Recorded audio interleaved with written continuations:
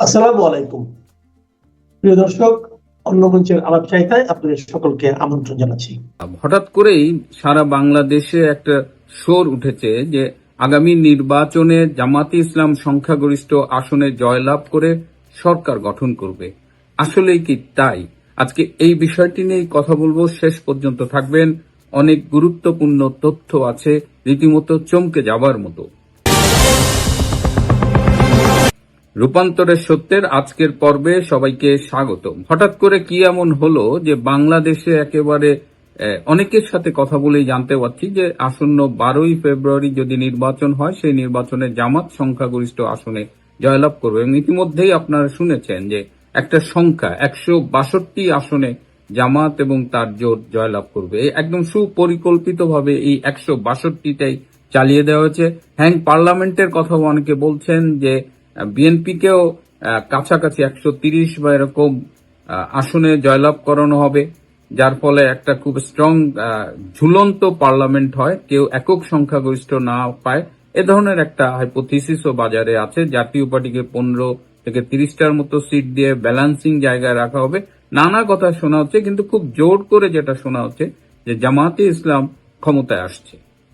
কিছু ন্যারেটিভ শুনলেই বোঝা যায়, যেমন বলা হচ্ছে যে আওয়ামী লীগকে দেখেছি গত 17 মাস এবং তার আগে 2001 থেকে 2006 কিংবা তারও আগে আমরা বিএনপিকে দেখেছি।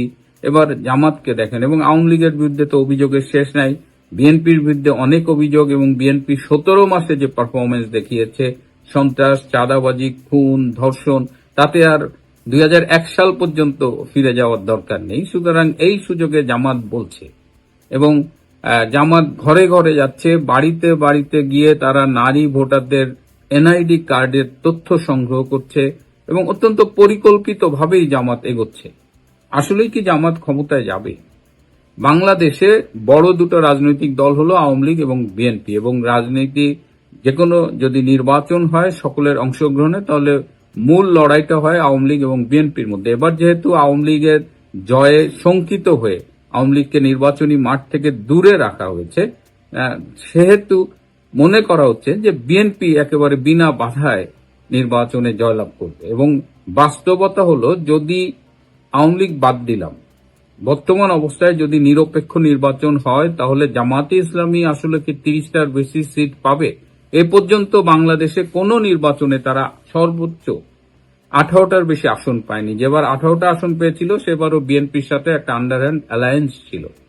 তো সেই জামাতে ইসলামী আজকে কি করে 162টা সিট পায়?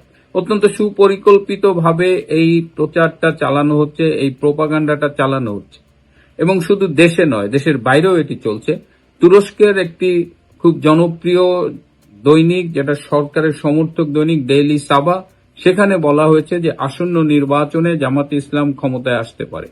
কদিন আগে ওয়াশিংটন পোস্টে আপনারা দেখেছেন যে ঢাকায় মার্কিন দূতাবাসের একজন কর্মকর্তা কতিপয় নারী সাংবাদিকদের সাথে কথা বলেছেন, সেখানেও একটা ইঙ্গিত আছে জামাতের ক্ষমতায় আসার। ডয়েসে ভেলেও একটি কলাম ছাপা হয়েছে, সেখানেও জামাতের ক্ষমতায় আসার সম্ভাবনা নিয়ে কথা বলা হয়েছে। অর্থাৎ দেশের বাইরেও একটা প্রোপাগান্ডা চলছে, দেশের ভেতরে একটা চলছে। আপনারা খেয়াল করেছেন যে খুব রিসেন্টলি একটা গোয়েন্দা সংস্থার বরাতে কয়েকটা প্রজ্ঞাপন, ঠিক প্রজ্ঞাপন বলে কিনা, এগুলো ঘুরে বেড়াচ্ছে। যেমন 75% আসনে জামাতে ইসলামের প্রার্থীকে জেতাতে হবে, এই ধরনের একটা ইনস্ট্রাকশন সরকারের পক্ষ থেকে বিভিন্ন জায়গায় চলে গেছে। আমি বাংলাদেশের কয়েকজন উপজেলা নির্বাহী অফিসার ও সাথে কথা বলে নিশ্চিত হয়েছি যে গত দুদিনের মধ্যে সরকারের কাছ থেকে, সরকারের উপরের মহল থেকে স্পষ্ট নির্দেশ গেছে যে তার জেলায় অধিকাংশ আসনে জামাতে ইসলামিক প্রার্থীকে জয়লাভ করাতে হবে। তো এই যে আপনাদের যদি পরিচিত উপজেলা নির্বাহী অফিসার থাকে এবং খুব ঘনিষ্ঠ কেউ থাকে, তাহলে আপনারা আমার এই তথ্যটি যাচাই করে দেখতে পারেন, কারণ আমি যে সূত্রগুলো থেকে এটা পেয়েছি সেটি অসত্য হবার কথা নয়।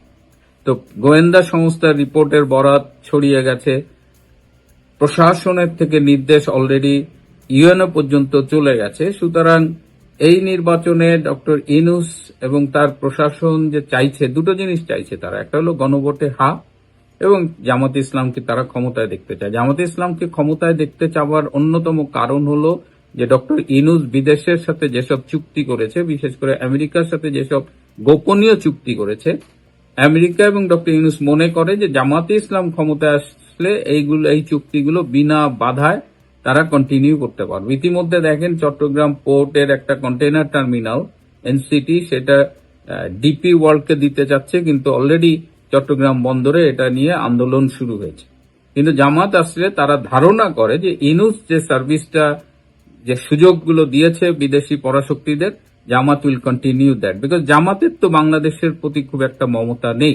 বাংলাদেশের ৭১-এর যে মুক্তিযুদ্ধ, সেই যুদ্ধে জামাত ইসলামের ভূমিকা সেদিন যা ছিল, আজকেও বাংলাদেশের ব্যাপারে, মুক্তিযুদ্ধের ব্যাপারে তাদের সেই ভূমিকাটা চেঞ্জ হয়নি। একটা জিনিস খুব যেটা রটানো হচ্ছে যে আওয়ামী লীগকে দেখেছেন, বিএনপিকে দেখেছেন, জামাত একেবারে ধোয়া তুলসী পাতা, তার গায়ে দুর্নীতির দাগ নাই, চাঁদাবাজির দাগ নাই, সুতরাং জামাতকে ভোট দিন। এই যে দাবিটা করছে, এটা কি আসলেই সত্য? এটা অস্বীকার করছি না যে জামাতের বা শিবিরের কর্মীরা হয়তো টেম্পো স্ট্যান্ড দখল করে না, হয়তো আপনার বাড়ির তৈরির সময় যে বলে না যে আমি বালি সিমেন্ট এগুলো সাপ্লাই দিব, কিন্তু জামাত কিন্তু অনেক হাই লেভেলে অনেক বেশি দুর্নীতিতে জড়িত। চাঁদাবাজি তো জামাতের একদম শিরায় শিরায়। এই যে ২০২৪ সালের অগাস্ট যে জঙ্গি অভ্যুত্থানটা হলো, তারপরে জামাত প্রায় ৪০ থেকে ৫০ হাজার কোটি টাকার চাঁদাবাজি করেছে। একটা উদাহরণ দিই, চট্টগ্রামের একজন শিল্পপতি, একটা শিল্প গ্রুপ, বাংলাদেশের ওয়ান অফ দ্য লিডিং শিল্প গ্রুপস, সেই শিল্প গ্রুপের তাদের কাছ থেকে তাদের বলা হয়েছিল তারা ফ্যাসিস্ট শেখ হাসিনা সরকারের দোসর, সুতরাং তাদের বিরুদ্ধে ব্যাপক ব্যবস্থা নেওয়া হবে। তাদের কাছ থেকে ১,০০০ কোটি টাকা চাঁদা নিয়েছে, হাদিয়া নিয়েছে জামাতে ইসলাম, এবং এর বিনিময়ে তারা এখন আর ফ্যাসিস্টের দোষর নয়, তারা ব্যবসা করছে, তাদের বিরুদ্ধে কোনো আইনি মামলা টামলা কিচ্ছু নাই। এই গ্রুপটা সম্প্রতি এই যে বিদেশ থেকে বাংলাদেশে গম আসে, সেই গম আনার জন্য বাংলাদেশের এজেন্ট তারা, অর্থাৎ ১,০০০ কোটি টাকা তারা দিয়েছে ঠিকই, কিন্তু তার চেয়ে বেশি টাকা তারা তুলে নেবে। আরো বেশ কয়েকটা শিল্প গ্রুপ জামাতকে সরাসরি ফান্ডিং করছে। একটা শিল্প গ্রুপ জামাতের সকল নির্বাচনী ব্যয় বহন করছে। এদিকে ইসলামী ব্যাংকের নামে তারা ৫-৬টা ব্যাংকের দখল নিয়েছে, এই ব্যাংকগুলোতে তাদের স্টাফ রয়েছে। সুতরাং জামাতে ইসলামকে যদি আপনি সাধু ধোয়া তুলসী পাতা বলেন, তাহলে সেটা হবে সত্যের বরখেলাপ। এখন বিএনপি কি করবে? বিএনপি কি আসলে টের পাচ্ছে এই যে সরকার চাইছে জামাত ইসলাম ক্ষমতায় আসুক? আবার সেনাপ্রধান এই জেনারেল ওয়াকার খান, তিনি আবার তারেক রহমানকে আশ্বাস দিচ্ছেন যে বিএনপি ক্ষমতায় আসুক, এটা তিনি চান, কিন্তু এটাও সত্যি নয়। কারণ ওয়াকার খানের এই ব্যবহারটা যদি এতদিনে আমরা না বুঝতে পারি, তার চরিত্রটা যদি না বুঝতে পারি, এই ওয়াকার খান যিনি শারীরিক অসুস্থতার কারণে আর্মিতে মেডিকেল গ্রাউন্ডে প্রমোশনের অযোগ্য ছিলেন, ব্রিগেডিয়ারের উপরে তার প্রমোশন হওয়ার কোনো বৈধ কারণ ছিল না, সেই জায়গাটা অ্যাভয়েড করে, সেই নিয়মের ব্যত্যয় ঘটিয়ে শেখ হাসিনা সরকার তাকে সেনাপ্রধান করেছিলেন, এবং সেই সরকারের সাথে কি পরিমাণ বেইমানি করেছে এই ওয়াকার খান। এবং ৩রা আগস্ট ৪ঠা আগস্ট ২০২৪ রাত পর্যন্ত সে শেখ হাসিনাকে বলেছিল যে আমি এগুলো, আমার আর্মি এগুলো টেক কেয়ার করবে, আপনি এগুলো নিয়ে টেনশন করেন না, আপনার দলকে রাজপথে নামিয়েন না। ঠিক একই গেম সে তারেক রহমানের সাথে খেলছে। তারেক রহমান কিংবা বিএনপি এটি বুঝতে পারছে কিনা এটা তাদের ব্যাপার। তবে বাংলাদেশের ১২ই ফেব্রুয়ারি যদি নির্বাচন হয়, সেই নির্বাচন নিয়ে কিন্তু ফলাফল যে কোনো মুহূর্তে সবাইকে চমকে দিতে পারে, এবং জামাতকে ক্ষমতায় আনার জন্য সেনাবাহিনী, ইউনূস এবং সরকারের প্রশাসন সর্বোচ্চ চেষ্টা করছে। এর সাথে কয়েকটা বিদেশি শক্তিও জড়িত। এই অবস্থায় বিএনপি কি তৈরি আছে? তাই বিএনপি কি বিরোধী দলীয় রাজনীতিতে যেতে রাজি আছে কিনা, এটা বিএনপিকে ভেবে দেখতে হবে। এবং সারা দেশে যদি আপনারা খবর নিয়ে দেখেন, একদম সুপরিকল্পিতভাবেই আপনার খুব কাছের একজন মানুষ এসে বলছে যে এবার আমরা জামাতকে ভোট দিব। এটা কিন্তু আমার খুব কাছের ২-১জন মানুষ ঢাকার থেকে রীতিমতো এই কথাগুলো বলছে, এবং তারা বেশ কিছু ভুয়া স্ট্যাটিস্টিক্স আপনার সামনে হাজির করছে। এই অবস্থায় বিএনপি কি নির্বাচনে যাবে? নির্বাচনে গিয়ে পরাজয় মেনে বিরোধী দলের আসনে বসবে? প্রিয় বন্ধুরা, আজ এ পর্যন্তই। ভালো থাকবেন, সুস্থ থাকবেন, তার চেয়েও জরুরি হলো নিরাপদে থাকবেন। ওয়াকারুজ্জামান কার কথা মেনে চলছেন, ওয়াকার তার বাহিনীকে কার কথা মেনে পরিচালনা করাতে চাচ্ছেন, তার উপর নির্ভর করছে। ওই যে তারেক রহমান বলছেন তাহাজ্জুদ পড়ে চলে যাবেন, আরেকজন বলছেন ফজর পড়ে চলে যাবেন। কারা যে শেষ পর্যন্ত কেন্দ্র পাহারা দিয়ে ভোটের ফলাফলটা তাদের পক্ষে নিয়ে আসতে পারবেন, এই পুরোটাই হয়তোবা নির্ভর করবে ওয়াকারুজ্জামান কোন দিকে তার বাহিনীকে পরিচালনা করতে পারছেন বা করতে চাইছেন। আমরা সকলেই জানি বাংলাদেশের সেনাপ্রধান জেনারেল ওয়াকারুজ্জামান বড় বড় কথা বলতে বড্ড ভালোবাসেন। মানে যা তিনি পারবেন না তার দায়িত্ব নিয়ে নিতে তাঁর জুড়ি মেলা ভার। 2024-এর 5ই আগস্টে আমরা প্রথম দেখলাম যে সেনাপ্রধান ওয়াকারুজ্জামান জনসমক্ষে বেরিয়ে এসে বললেন তিনি আমাদের জানমালের সব দায়িত্ব নিয়ে নিয়েছেন, কাজেই আমাদের আর চিন্তার কোনো কারণ নাই। এরপর দমকে দমকে উনি অনেক কথা বলেছেন। তিনি বলেছিলেন 2025-এর ডিসেম্বরের মধ্যে নির্বাচন হতে হবে। তিনি বলেছিলেন মব ভায়োলেন্সে জিরো টলারেন্স, কোনোভাবেই সেনাবাহিনী কোনো রকম বিশৃঙ্খলা সহ্য করবে না।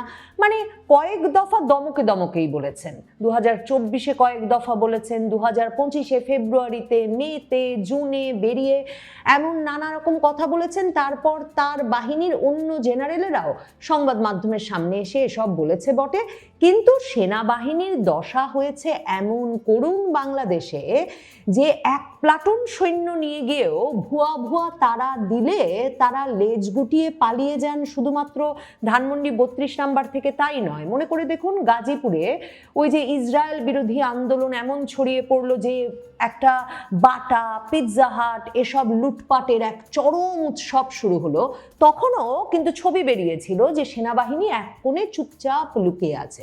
এহেন নেতা সেনাপ্রধান ওয়াকারুজ্জামান এবার আশ্বস্ত করে বলেছেন নির্বাচনের সকল প্রস্তুতি নেওয়া হয়ে গেছে এবং নির্বাচন কোনোভাবেই না হওয়ার নাকি কোনো সম্ভাবনা নাই। মানে মনে হচ্ছে যেন নির্বাচন হবে কি হবে না সে সিদ্ধান্ত নেওয়ার মালিক সেনাপ্রধান ওয়াকারুজ্জামান।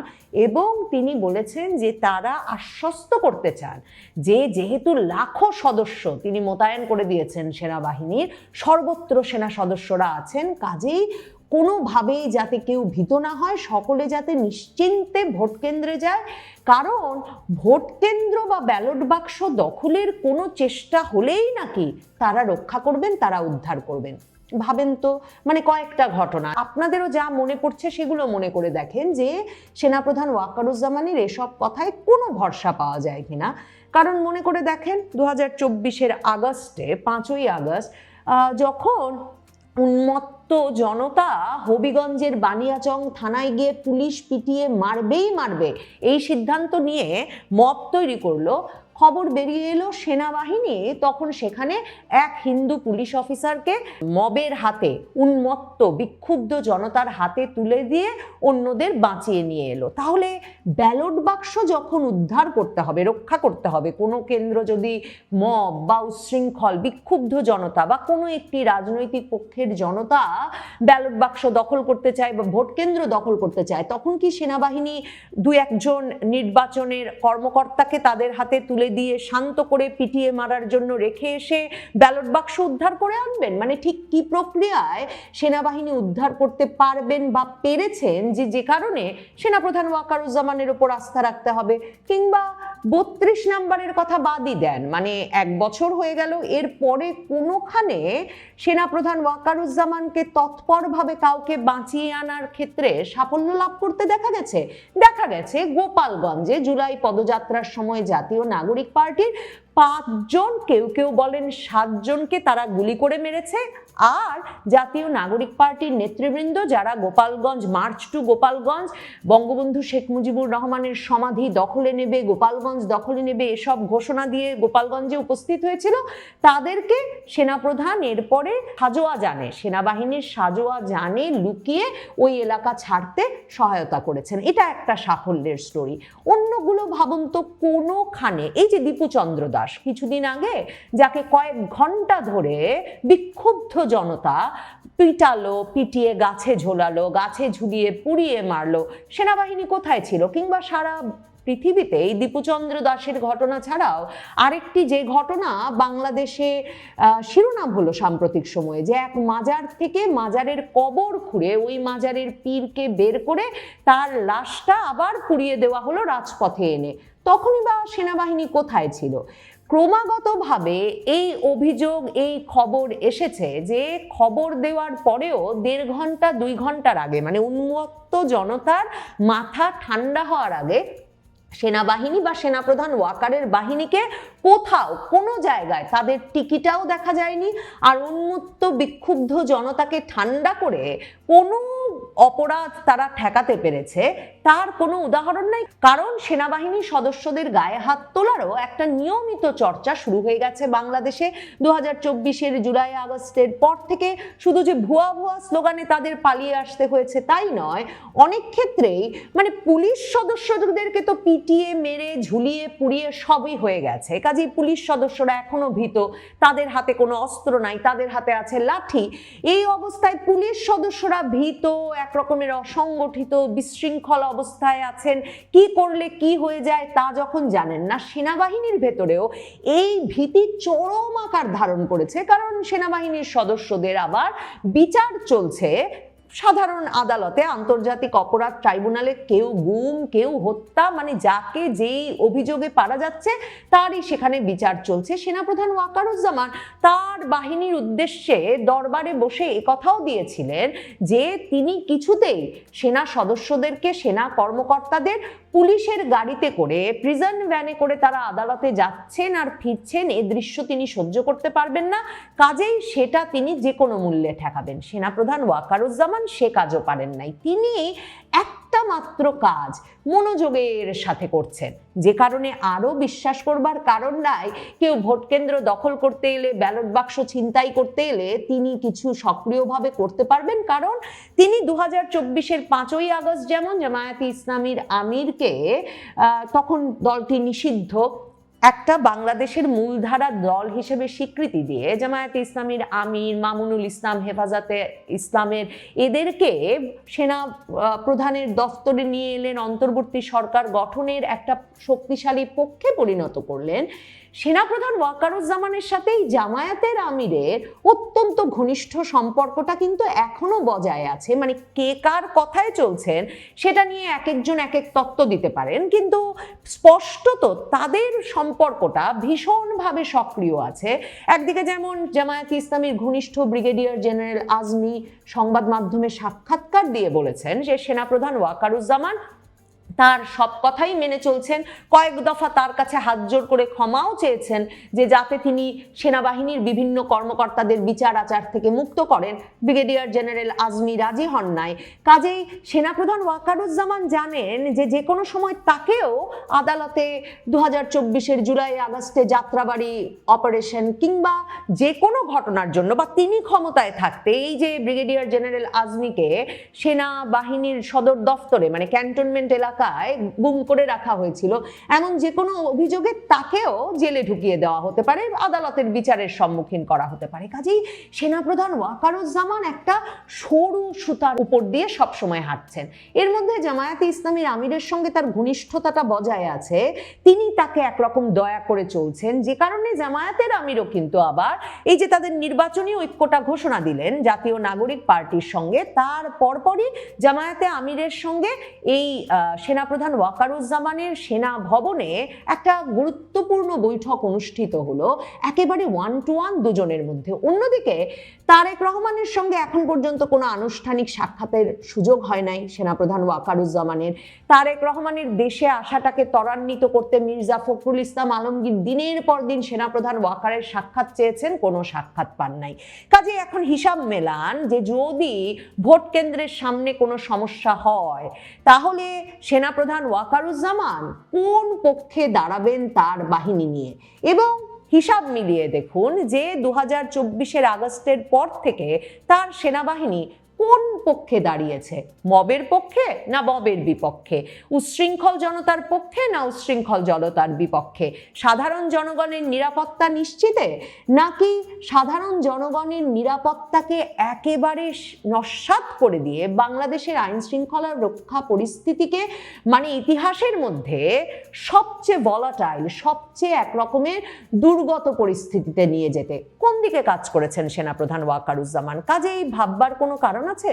সেনাপ্রধান ওয়াকারুজ্জামান যখন বলছেন সুষ্ঠু নির্বাচনের স্বার্থে নির্বাচনের সঙ্গে সংশ্লিষ্ট অসামরিক প্রশাসন ও আইন শৃঙ্খলা রক্ষা বাহিনীকে যে কোনো প্রয়োজনে বাংলাদেশ সেনাবাহিনী যে কোনো সহযোগিতা দিতে প্রস্তুত, এখনো তার 1 লাখ সৈন্য সারা বাংলাদেশে কিন্তু মোতায়েন হয়ে গেছে। কিন্তু আজকেও যদি মানে 1 লাখ সৈন্য যে মোতায়েন থাকবে সারা বাংলাদেশে, এবং সেনাপ্রধান ওয়াকারুজ্জামান গলা ফুলিয়ে বলেছেন যে এবার প্রয়োজনে সরকারি প্রশাসন যদি তাদেরকে গাড়ি দিতে না পারে, সেনাবাহিনী নিজে খরচ করে গাড়ি সংগ্রহ করে তারা সারা বাংলাদেশে টহল দেবে যাতে জনগণ নিরাপদ বোধ করে, এবং 1 লাখ সৈন্যের একটিও কম মোতায়েন নাই। এখন নির্বাচনের দিন যতজন মোতায়েন থাকবেন এখনো ততজন মোতায়েন আছে।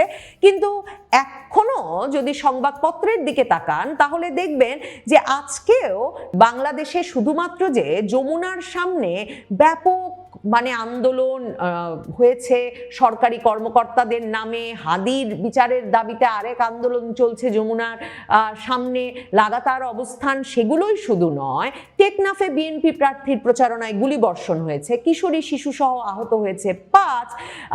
এছাড়া বিভিন্ন জায়গায় ক্রমাগতভাবে গত কিছুদিনে গুলির ঘটনা ঘটেছে, অস্ত্রবাজির ঘটনা ঘটেছে। সপ্তাহখানেক আগে বিএনপি সমর্থকেরা জামায়াতের এক নেতাকে ইট দিয়ে মাথা থেতলে খুন করেছেন একটা নির্বাচনী সমাবেশের ভেতরেই।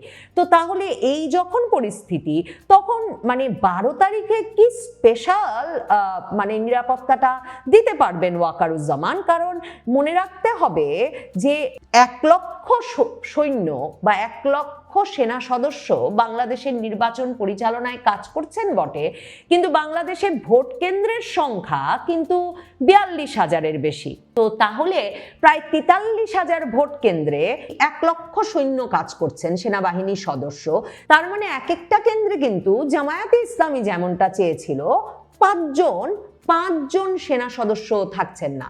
তার মানে এক একটা কেন্দ্রে হয়তো 2 জন করে থাকতে পারবেন, কারণ সকলে তো আর ভোট কেন্দ্রই পাহারা দেবেন না, আরো নানা ডিউটিতে তো বেসামরিক প্রশাসনকে সাহায্য করতে তারা কাজে লাগবেন।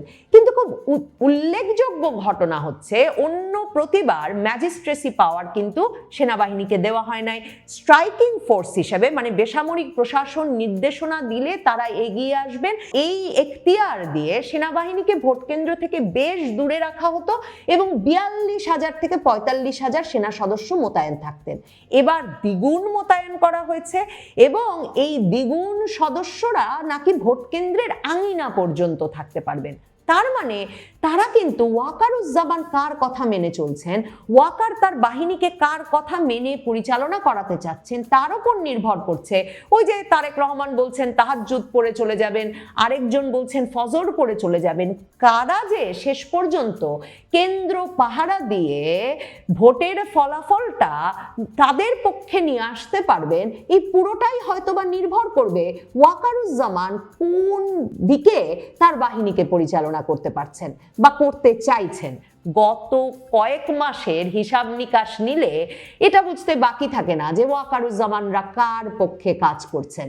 তো তাহলে সেটা যদি হয় তাহলে 1 লক্ষ সৈন্য বাংলাদেশে এখন থেকে মোতায়েন আছে এবং সেনাপ্রধান ওয়াকারুজ্জামান এবং সেনা সদর থেকে আরেকজন যিনি ব্রিফিং করেছেন সেনাবাহিনীর প্রস্তুতি নিয়ে, জেনারেল দেওয়ান মোহাম্মদ মঞ্জুর, ব্রিগেডিয়ার জেনারেল দেওয়ান মোহাম্মদ মঞ্জুর হোসেন, তারা যে বলছেন যে সব রকম সহায়তা করতে তারা প্রস্তুত, তাই নয় নির্বাচন পরবর্তী সহিংসতা ঠেকাতেও সেনাবাহিনী গুরুত্বপূর্ণ ভূমিকা রাখতে প্রস্তুত এবং নিয়মিত টহল, যৌথ অভিযান, চেকপোস্টের মাধ্যমে সারা দেশে সেনাবাহিনীর নজরদারি বাড়ানো হয়েছে এবং নির্বাচনের পরে কবে সেনাবাহিনী ব্যারাকে ফিরে যাবে এটা এখনো তারা নিশ্চিত করে বলতে পারছেন না।